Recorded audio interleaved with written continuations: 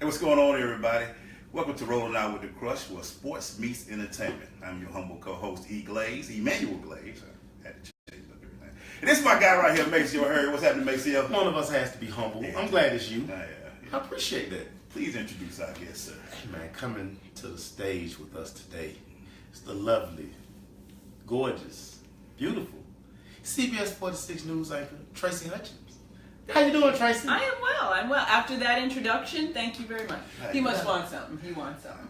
We'll talk about that later. Keep into these topics real quick. The first 20 minutes of the show, we're going to drop into some hot topics, Tracye. Okay. Throw some of the topics. It'll be sportsy, but you should be able to handle it. Well, you know. You know what I'm saying? I go to sporting events. I'm not the Guys, I know, I've seen you. biggest sports fan, but I'll go to sporting events. The last 10 minutes are going to be about you. Okay. So the first 20 minutes. First question I want to ask. Jamel Hill, you know her from ESPN, Yes. recently made some comments about our president. Yes. Where he's a quote-unquote white supremacist.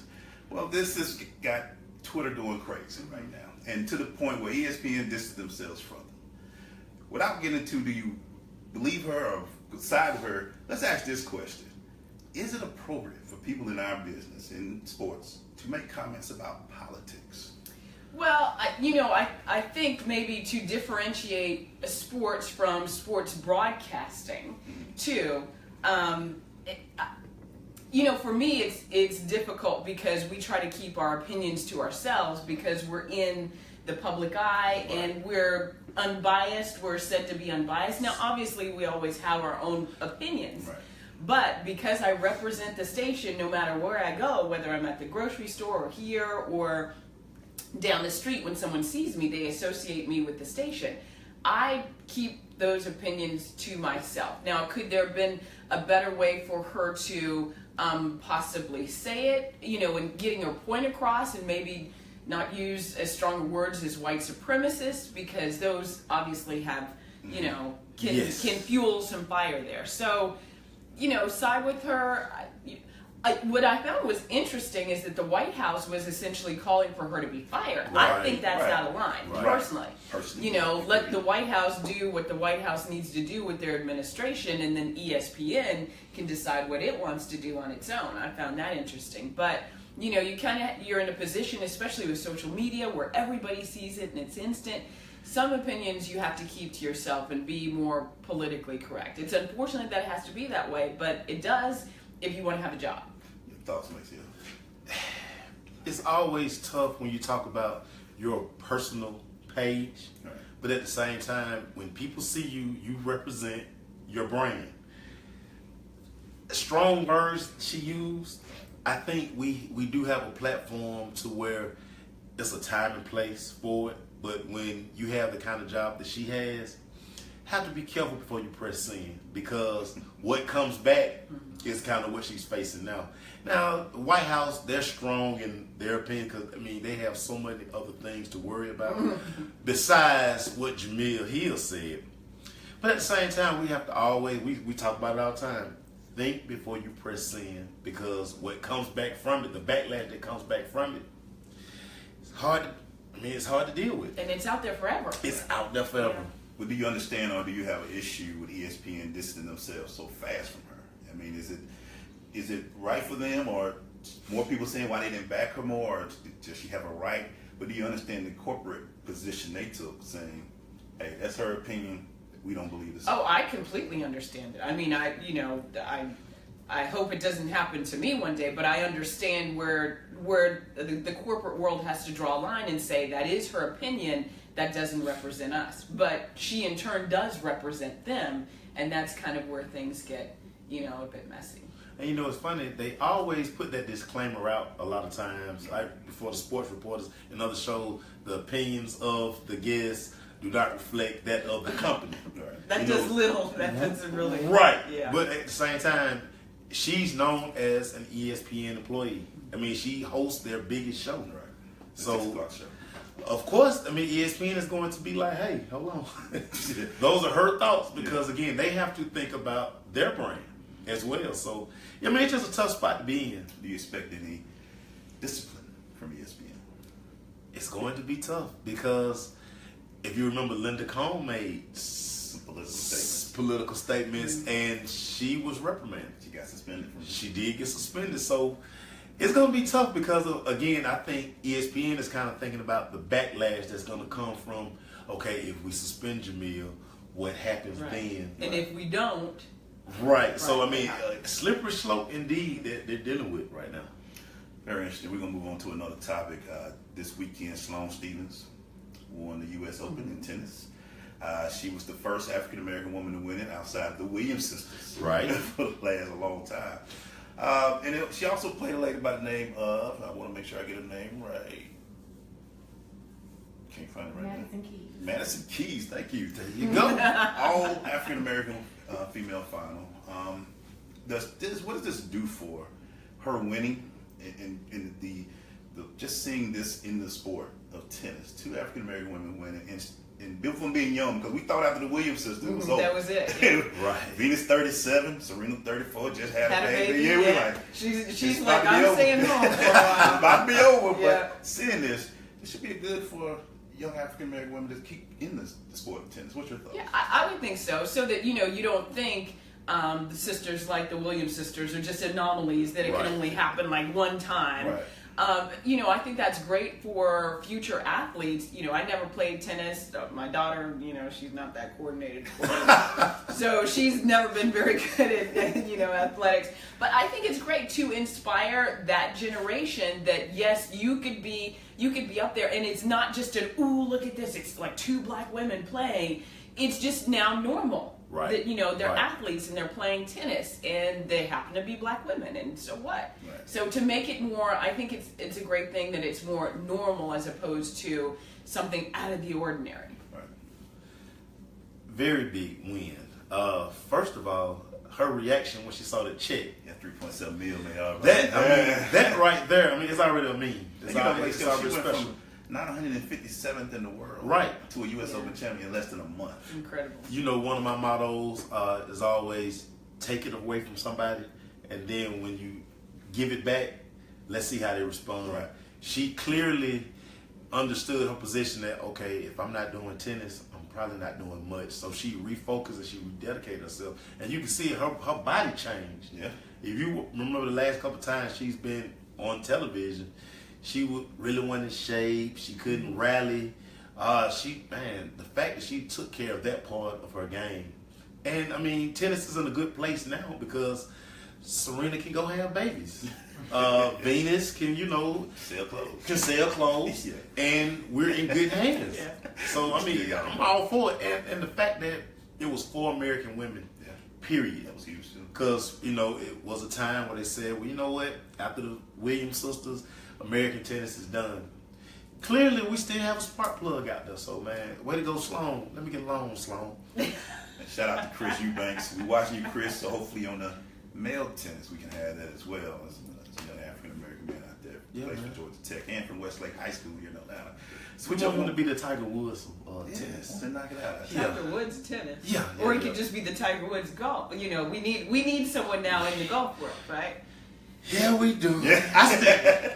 That's a sore subject, Tracye, because I know, man. Place it's over, man. Can I just, okay. It's over. Yeah. It's over? Tiger ain't winning no more. No, He's not? I think we need a new young. The back is done, face, mate. yeah. I'm going to cry. The back is done. So you telling me, okay, let's move on.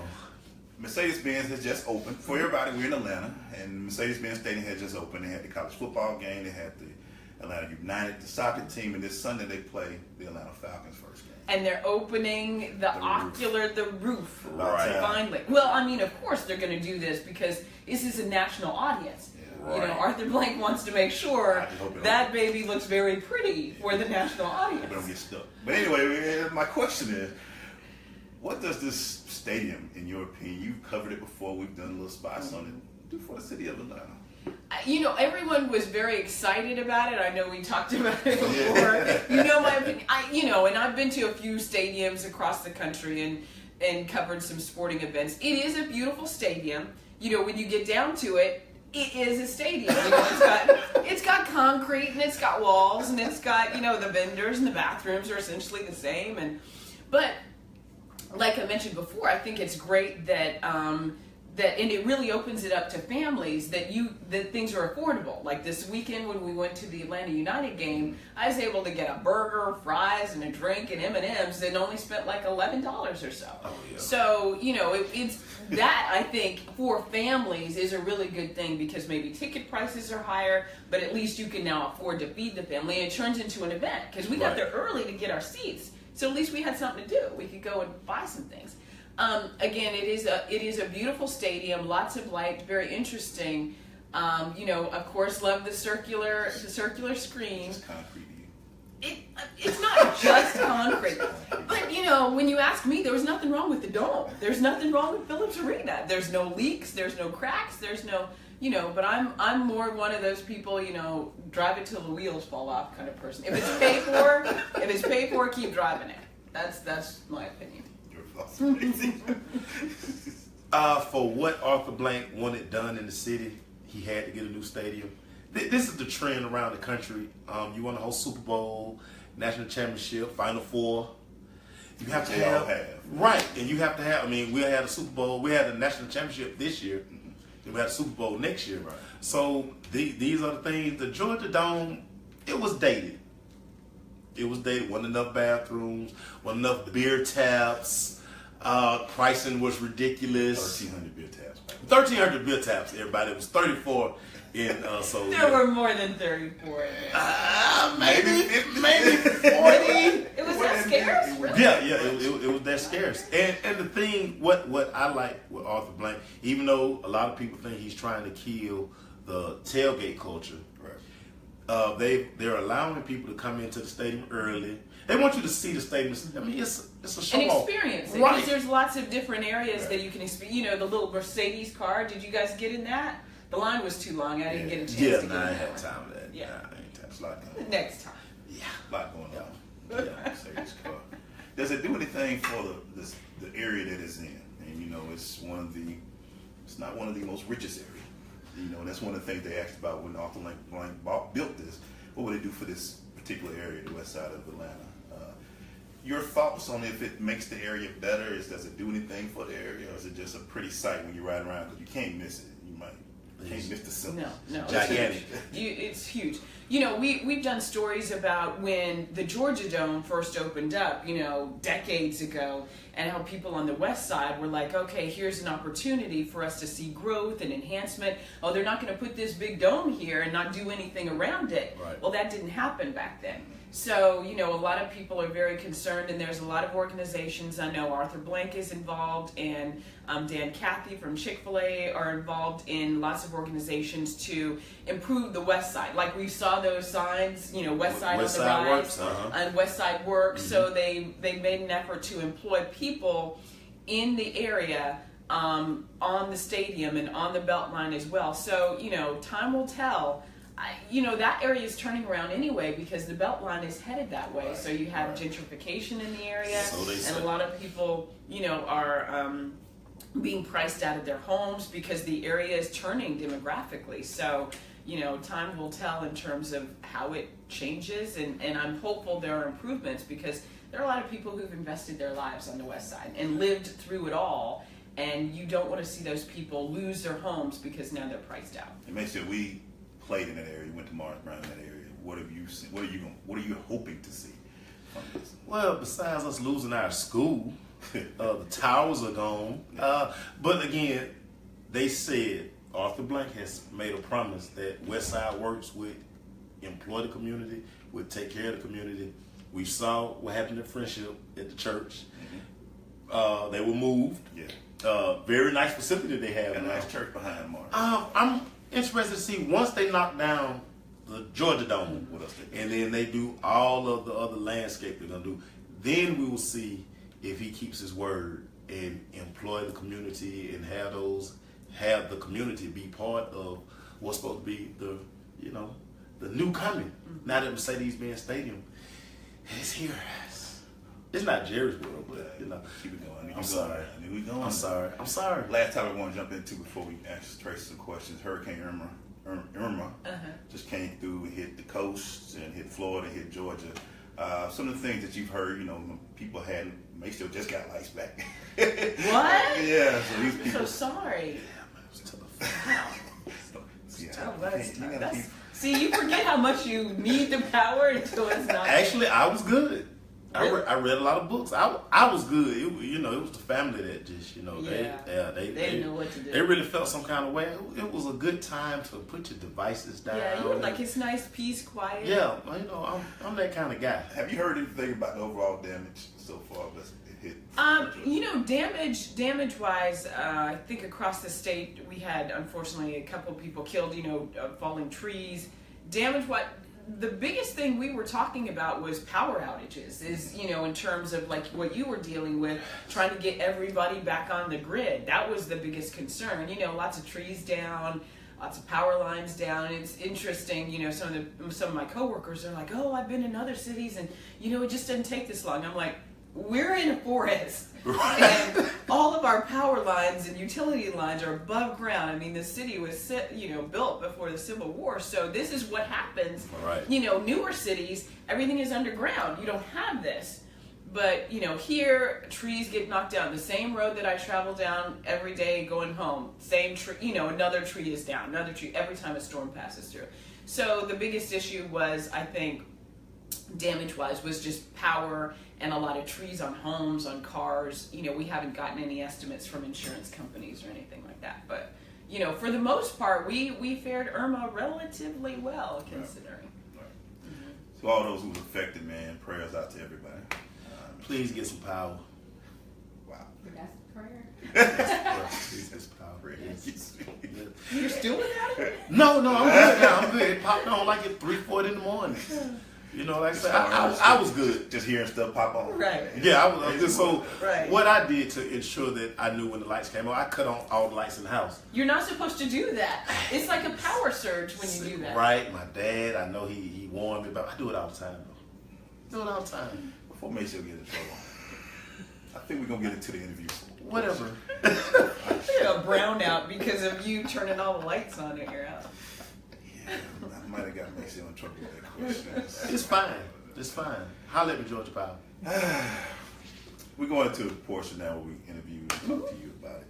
Tracye, you've been at CBS 46 a little while now. Almost 11 years, yeah. 11 I know, isn't that crazy? Wow. What do you still enjoy about it?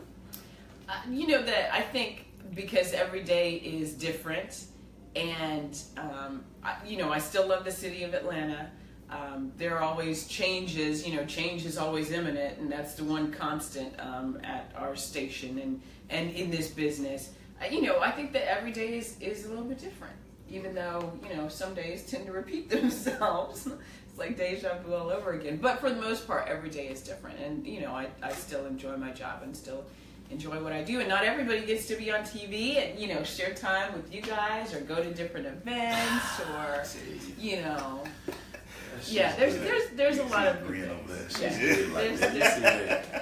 She's grinning. You go ahead and ask questions. Well, okay. I'm thrown off by that. Okay. This is your second stint in Atlanta. Yes. You were previously with CNN. Mm-hmm. What was your time like at CNN? When I was younger and in college, it's one of those, and back then it was really only CNN. Yes. We didn't have all the other millions of cable news networks like MSNBC and Fox Network. So it was one of those things that I looked up to, and some of the same people that I remember watching in college, I had an opportunity to work with, like Sachi Koto and a few other people who worked there at the time. And so that was like, okay, now I did it. I got to CNN and I was able to be on the cable news network. And, it's always a good thing to have on your resume. I think CNN has certainly changed over time, Mm-hmm. but that was a great opportunity, and I'm thankful that I had it. So speaking of which, what is it now about news that sometimes make you just like, it's a little different than what it was back in the day? What about today's news that you just kind of wish was a little different? Probably the impact that social media has on it. It's kind of good and bad in a way that it is so instant, and that we have to be so in tune to social media and what's happening. And you know, it's really disheartening to see so many people post negative, nasty, horrible things on social media, and you have no choice but to pay attention to them. And I think some people do it just for the attention, and because they know other people are watching, and they can be anonymous. They can hide behind, you know, behind the camera, behind the cell phone, and post things. And it's just, that part is disheartening. And sometimes I have to, even though we talk about them on TV, I just have to like look away, because it really does break my heart that, you know, you see things. And it could be that some of the things have happened in the past and we're now seeing them. In some cases, yes, you know, like some beatings, shootings, those things have to come to light. But other things, you know, when those kids were holding, I think a young disabled man hostage and type, those things are just because they want to post it on social media and get attention. And it's like, that doesn't have to happen, but it does. But do you find it, I guess, from a credibility standpoint, because it seems like in today, without verifying sources and things, somebody can just put a story out, and then we're in the kind of society now where people, once they read it, don't validate it. Becomes fact, yeah. They just share it. Everybody is sharing, and then you have like, okay, so now I got to go chase down this story so I can tell everybody. That's not true. Right. I mean, there has to be some vetting to the process of you know, what is true and what's not true, because it can turn into something that is, you know, true in most people's eyes because everybody shared it so many times. So there is that aspect of it that becomes difficult to track down, because try and track down a source of a video when it's been right. millions of times. I mean, where do we begin with this? You know, you can do it, but it's not so easy to do. And if everybody's talking about it, then now it becomes a news story because everybody's talking about it, or everybody's sharing it, or now it's become viral. When a story like Irma comes around, how long do you have to prepare that you might be there all day? Oh, I had my pillow in the car. I had my sleeping bag and the pillow in the car just in case, because I've been through 2 ice storms here and have gotten trapped at the station twice. So trust me, I had all my food, I had my refrigerator ready, I had my change of clothes, I had my, you know, my toiletries, I had those things ready. I was prepared. So I think anytime we have something like that happen, the last thing you want to be is unprepared in a situation. And at a station with, you know, hard floors, with no pillow, no sleeping bag, nothing, you know, and heaven forbid the power go out. Our power went out at the station, but we have a huge generator. So you really couldn't tell the difference. So, you know, we were in that section of Midtown Atlanta where we didn't have any power. I think it was Monday night, And it's funny because I needed to charge my devices, I wanted to share a story with you and see if you could kind of help people out. Why everybody going to the grocery store and buying food that's going to spoil? Well, I mean, you don't know it's going to spoil at the time. Because I was fortunate that my power didn't go out. But you know what I did? I had my flashlights out, my candles ready. I took, you know, all my umbrellas off my patio and the glass off the patio and filled the tub with some water just in case, because that's how you think. Now, was that an overreaction? Maybe. But I didn't want to not react, and then, you know, you need some water to, like, flush the toilet or, you know, to do things, or whatever. But you got inside track, though. You got a weatherman right now. We do, but they forecast. They can't predict. Right. So, you know. Right. Yeah. To me, it was just best to be prepared. Why do people go to the grocery store and buy milk, eggs, and... Because you're in that mentality. Because I got home and I was like, do I have enough food? Because my daughter came home from college, and I'm thinking, do I have enough food in case we run out of power? I don't, you know, so I was worried about that. I think it's just the idea of you don't want to be caught off guard. The 8 loaves of bread? Now it is a bit excessive. A lot of French toast. Yes. A lot of people. Well, you're like, hey, if nothing else, you can eat bread. Bread and milk I don't get, but hey, do you. Right. Do you. So, we thank you so much You're for coming welcome. on. Absolutely, anytime. Our show is a little quicker, as you see. But, that's rolling out with the crush this week, where sports meets entertainment. For my guy, Maceo Hurd. Thank you, sir. He got it all dressed up today. And I had stuff to do today, man. It was tough today. You know what I'm going through. Hey, you know what I'm going through. Hey. and our lovely guest, Tracye Hutchins. This is Thanks. Emmanuel Glaze. We'll see y'all next time. Peace.